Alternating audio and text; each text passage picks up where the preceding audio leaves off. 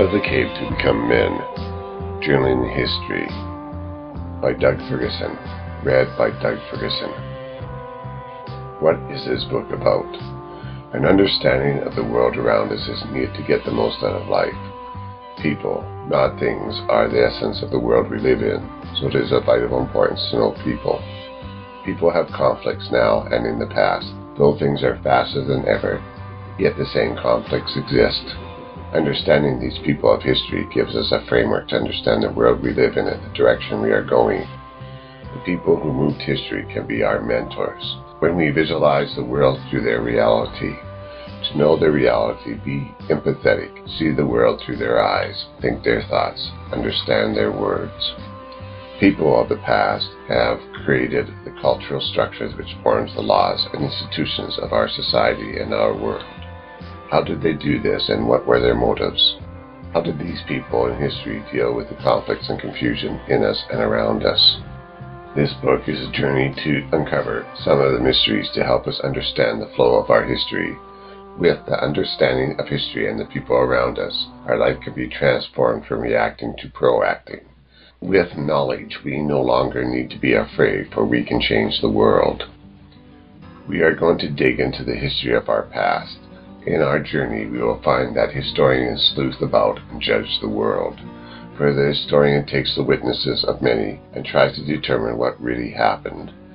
Historians question and follow the path of answers as they explore many archaeological people. You might have the impression that it is all well understood, that the narratives of history are exact, and it really doesn't matter because it is history. It is over and done with. I hope to give you an understanding of the dynamics and flow of history. We are not so different than the people of the past. The people of the past are our mentors.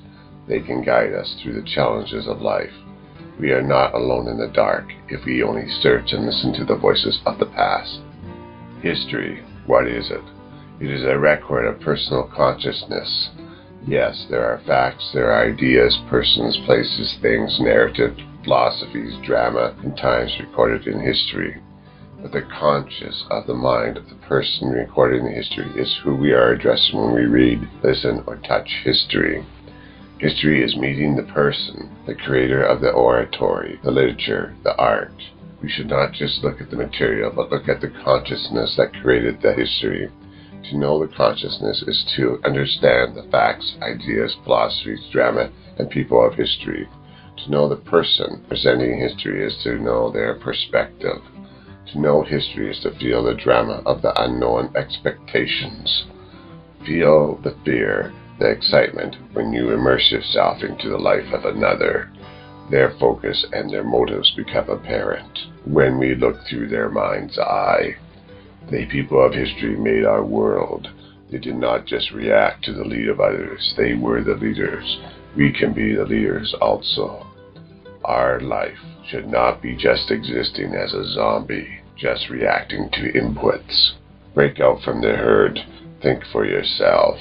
Leave the sheep who are being cajoled into the pens up by the media dogs. Don't be just a cog counting the days. Become aware. Be transformed. Become aware. Be transformed. Knowing consciousness is transformational. When we become aware of others, we are awakened. With awareness, we create ripples in the pond of life. Knowing history, we become history, and that is a good thing. A ripple in the pond of life is to be remembered. Many rocked together change the future course of the river. Let us be aware of the people around us, for they are the rocks which together can redirect and build the future. Let us awaken and determine the course of our life. Let us focus on people, not things. Things are not history. Places, times, and things do not tell history. People are history. History is about life, for just material is not life. The first 7 chapters described my understanding of the human condition, the inner and outer struggles that create crisis for decisions of life, to define who we are, to understand our feelings and what motivates us. To find out if you will join me on my journey of self-discovery. Whether you will be my companion, I call myself a questioner. Christian questioner, not the Christian questioner, for my understanding of history is not the standard for understanding the Christian interpretation of history. Many would think that one that is a questioner would question Christianity out of their life. These people would not know about the substantial historical evidence of Christ living and being crucified as a historical fact. The reason I am mentioning that I'm a Christian is because I'm not a rubber stamp Christian. I don't fit into anyone's mold, neither the unbeliever or believer, and I try to question and verify as much as I can. Who is the unbeliever? Do they know who they are? Who is the believer? Do they really know what they believe? Who and what are gods? Do I know? Do you know? I ask many questions that people assume they know the answers to. Asking these questions might make some consider me a heretic. I am stating here that I believe in the Christ Jesus, so people will know where I stand no matter what I question. For how could I not believe in Christ Jesus? He is the most verifiable historical document of person before the advent of the enhanced printing press by the German Johannes Gutenberg in 1440 AD. As a Christian, I hold true to the confession of believing in the life, crucifixion, and resurrection of Jesus the Christ, and that he is God in the flesh, the Word that created the universe.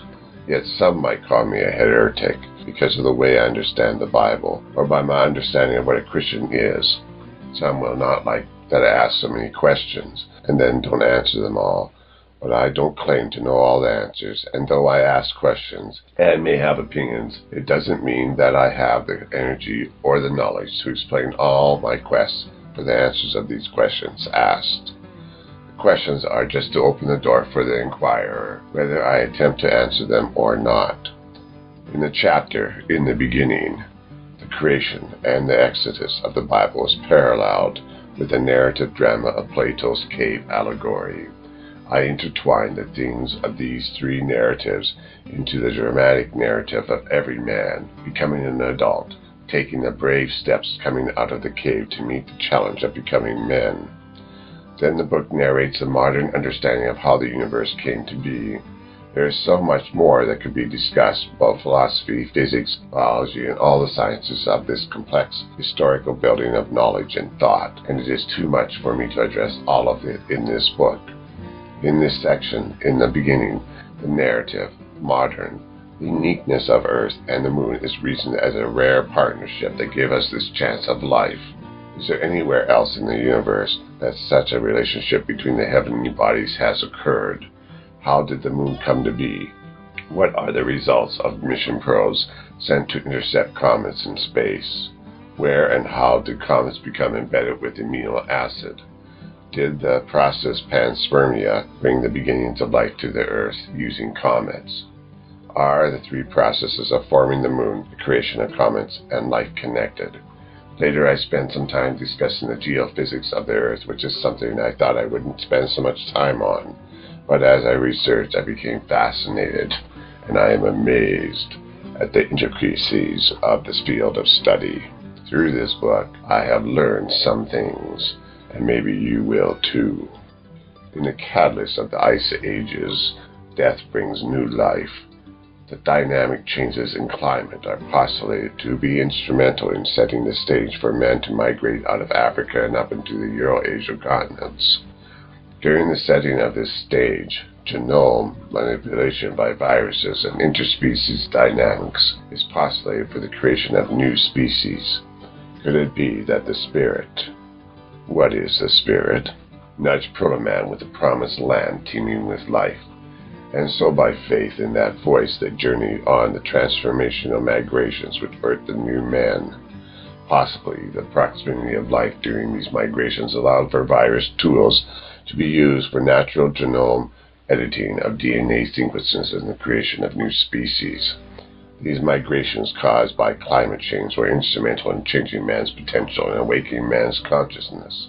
Later, the changes in climate led to changes in mankind's social development and beginning of civilizations. This is a new journey of exploration that I'm sure you have never heard of before. I hope it is as fascinating for you as it is for me. No book on the creation of civilizations would be complete without the discussion on the amazing, beautiful, spirited equine, the horse, a creature of intelligence, a bridge between continents and feral nature, the creature that transformed civilizations for millenniums. How, why, and when did man first partner with the horse? During and after the chapter evolving from migrations to settlements. Mesopotamia, the Fertile Crescent, the mother of civilization, the birthplace of the modern world, the Goldilocks arena, where maximum idea development and advancement happened, is introduced. I know you will like Mesopotamia, though she is more woman than many men could handle. For the woman called Mesopotamia dramatically seduced, threatened, beat, cried, screamed, and gave birth to nations across the ancient world. In her maelstrom cauldron, stirred with fierce and deadly competition, mankind didn't know whether to love her or to leave her, and many did both in this operatic theater. What do you say to that? Did I prick your interest? I hope that I will not disappoint you in presenting this drama. In the chapter, Migrations of Philosophies, there is the discussion of the development and migrations of writing and philosophy of Mesopotamia, which seeded out several flowering civilizations. The competitive winds of Mesopotamia blew seeds to distant lands where the amazing ancient Egyptians, Greeks, and Jewish people grew into nations. How can one write a book about the ancient Egyptian people without wondering about the majestic, enduring pyramids? This too I explored in the why and how to build these superstructures, from the postulations of the ancient Greeks to modern archaeology and unorthodox theories. The chapter on the pyramids percolates theories from the minds of men. How I wish I had the energy and the time to discuss the battery electrolysis generator, wild time warp, Stargate, interstellar laser communication devices, and other theories. But at last I shut down that chapter short. Maybe in another book I might have some fun with this. Why, oh why, do I have a chapter on the youth I throw dilemma? I mean, who has heard of this word before? Why even mention this? An entire chapter? I have got to be kidding. But there it is, a secret code that either makes or breaks any government that ever existed, hidden in the halls of Plato's thoughts. Try your hand at understanding the mystery. Those in power that didn't know its power over them had their life and reign cut short.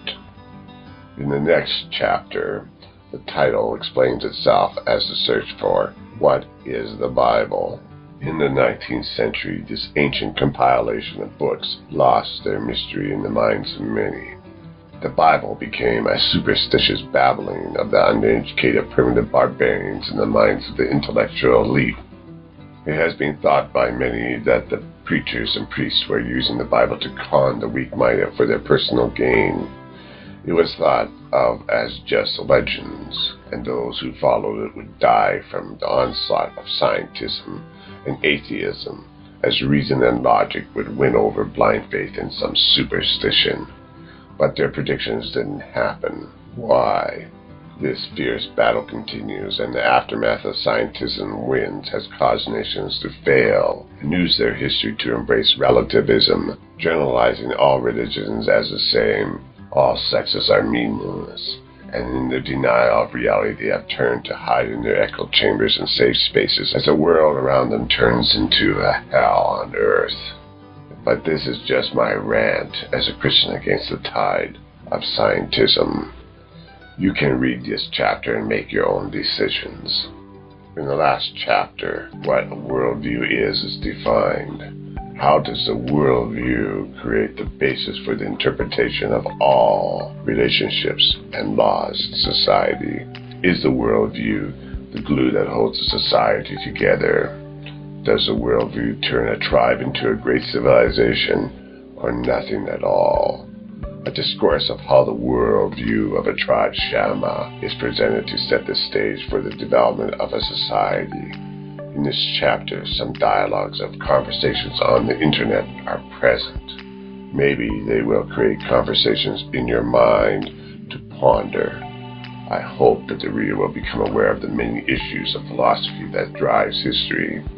Many issues are addressed in this book, and I hope that you will find them entertaining and informative. This book was a journey for me through history. I hope that you will have some memorial moments come to life for you in your journey through history in this book. Remember to keep the mementos to hang on your framework of memories and ideas of history.